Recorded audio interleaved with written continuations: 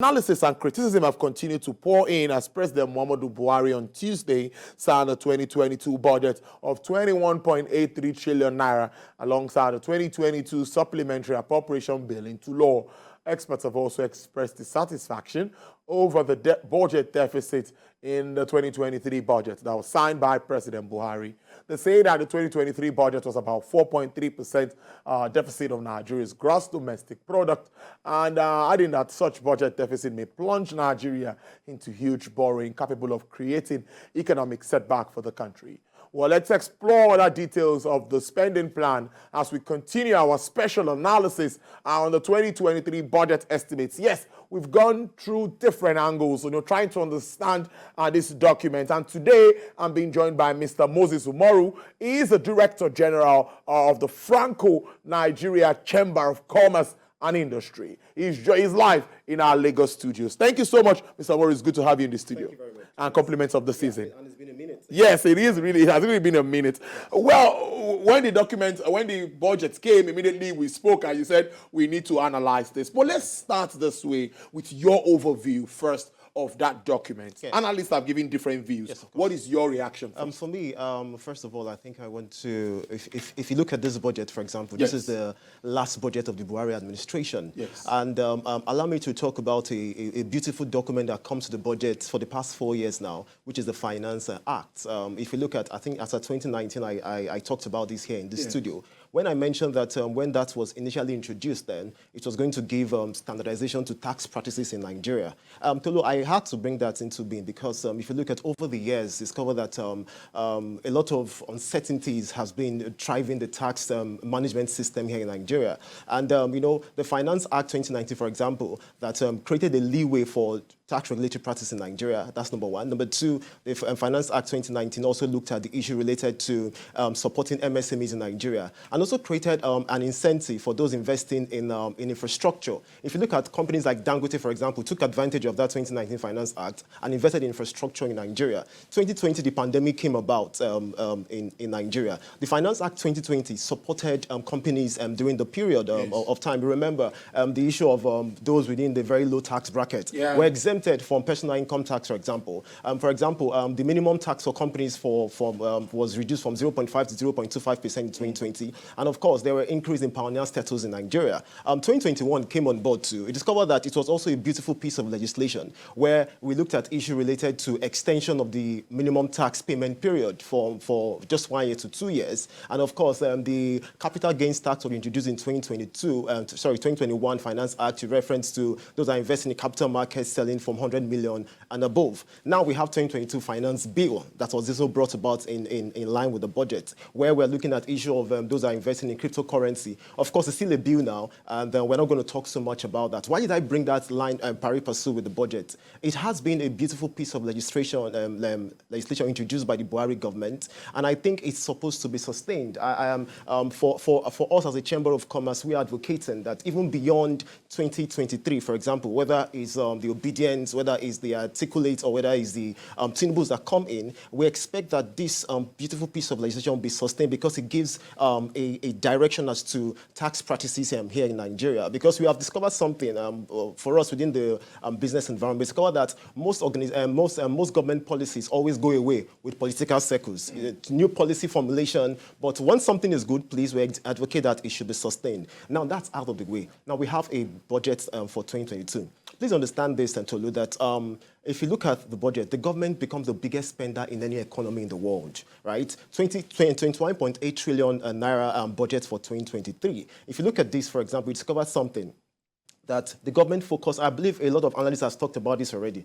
The government focused on three things that I want to mention. The government focused on number one, focused on security.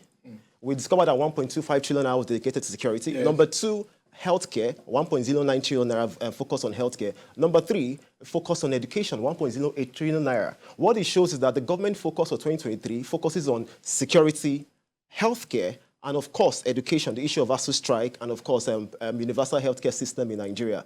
A budget universally, beyond, the whole clamoring for, prospectus and the rest of them that government brings about into play when they are campaigning and the rest of them. All we need to look at is infrastructure. They say, put your money where your mouth is, and the government has put the money where their mouth is, and they have looked at three things that are of big focus. So beyond what I've mentioned, which I've commended the government for, is the fact that right now Nigeria is having a huge budget deficit of over 11 trillion naira.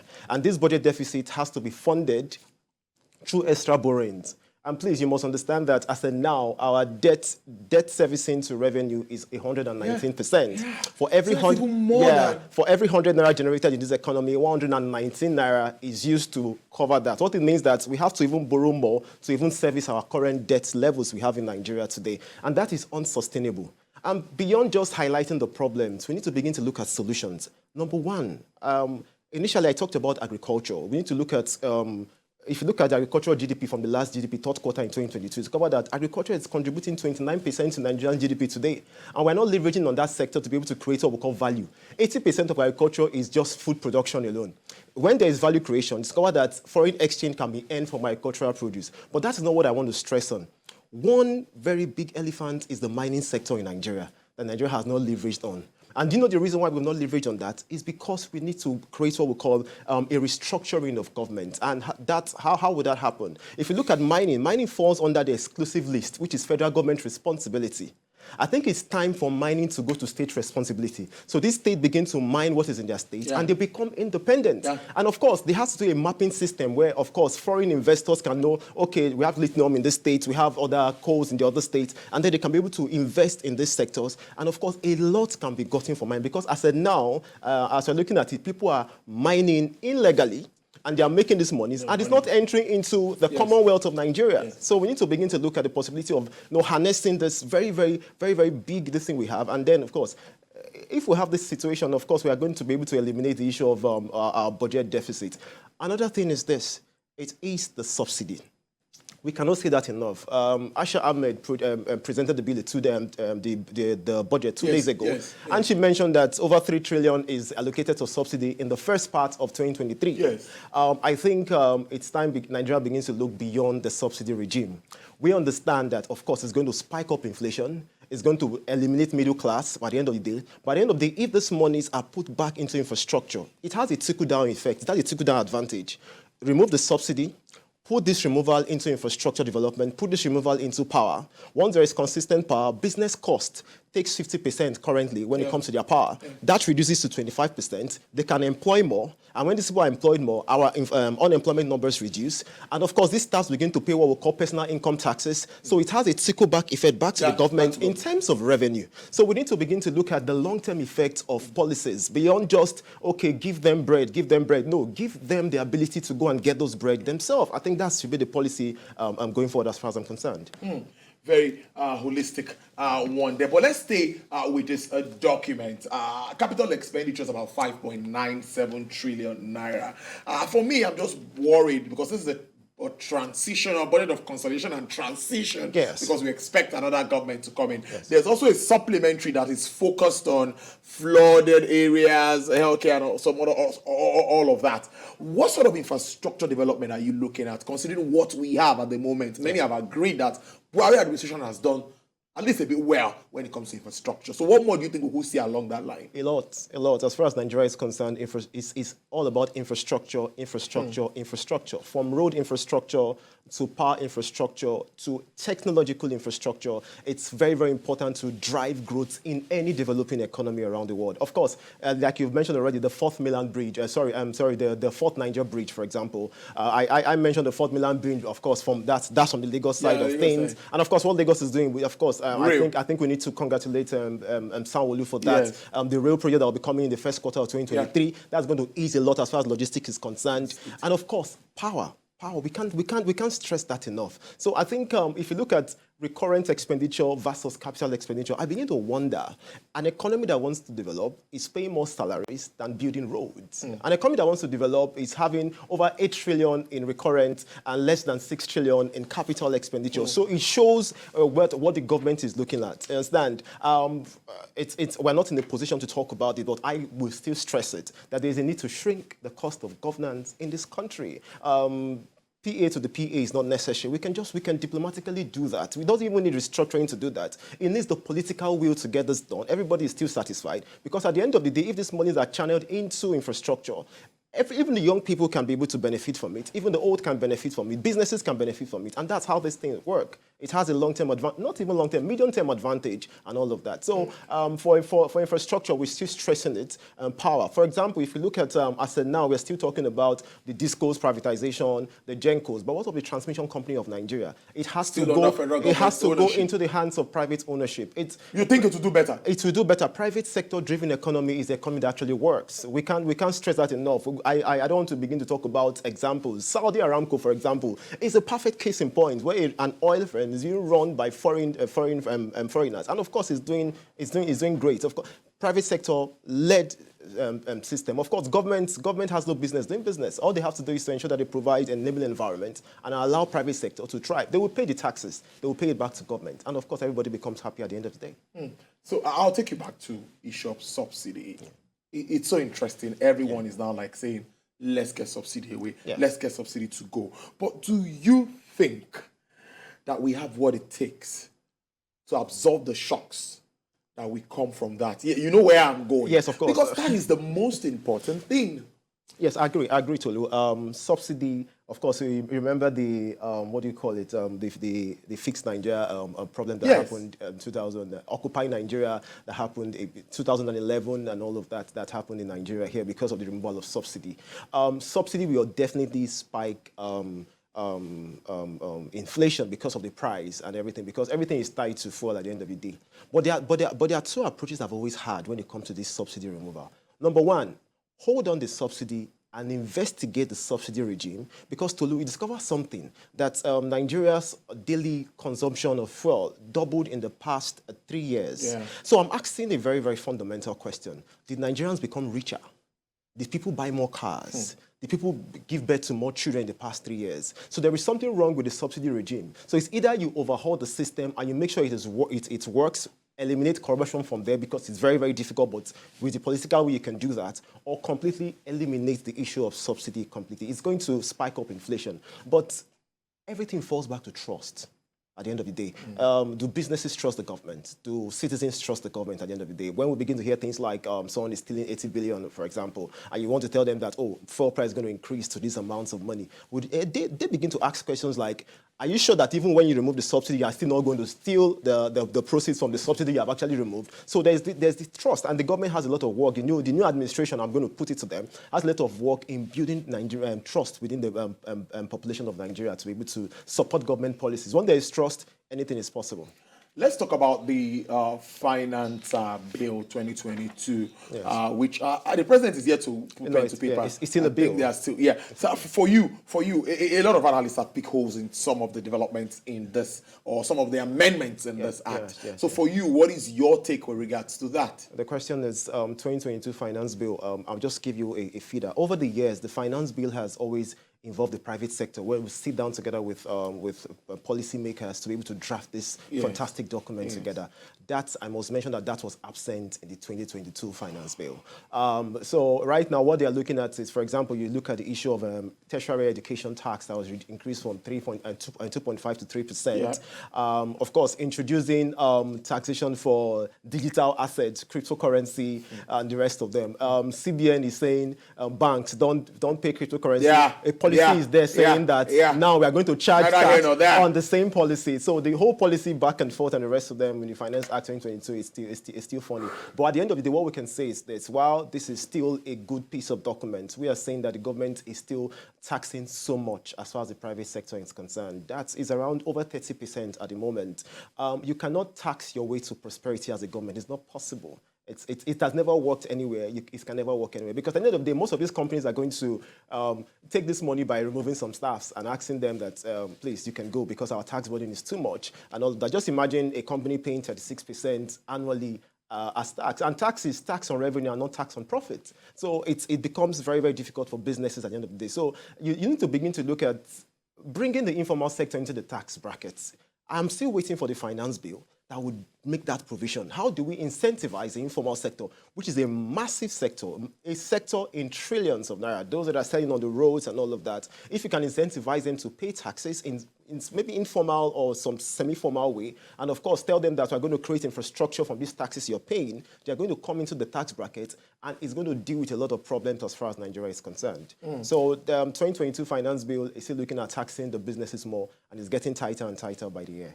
So this will definitely affect confidence, because many say it might even undermine some investors, but that's not where my question is coming investors from. Investors are afraid. They are sitting on the fence. So tell us, because you deal with many of them at the chambers. Tell us, how are they feeling at the moment? Security, elections and all of that. Yeah, security is number one. It's number one on the radar right now. Beyond doing business, it's security. You know, managing the economy, it goes beyond just fixing a single problem. It has to fix problems simultaneously. It's not start to finish model you're going to use to manage an economy. You must fix security first of all, and of course every other thing begins to fall into play. If we're not because the questions they're asking, is it safe? Is it safe to come in? The perception right now is that Nigeria is in an unsecured environment, and of course, we are changing the narrative. We have led delegations to Nigeria in partnership with Business France, for example, and these things are happening. They are saying that, oh, Lagos is a good place to stay, Abuja is a good place to stay. What about some northern parts of the country? Of course, there are pockets of French companies that are there. NG, for example, doing huge projects in the northern part of Nigeria, for example. We have Feed Avenue, for example, doing great projects in the northern part of Nigeria. We have Delhi Frost doing great projects, and of course, Danone and the rest of them. But beyond that, let's look at, we cannot discount the fact that security is a huge problem in Nigeria here. So I think, and that is why I mentioned initially when I looked at the budget, I was like, beautiful, security is the first, is taking the largest chunk, healthcare is taking second, and education third. And of course, that sends a very, very good perception as far as international businesses are also concerned. Before I let you go, let's talk about IMF and World Bank's warnings. There's been a lot of warnings, and I'm sure you are aware of all of this.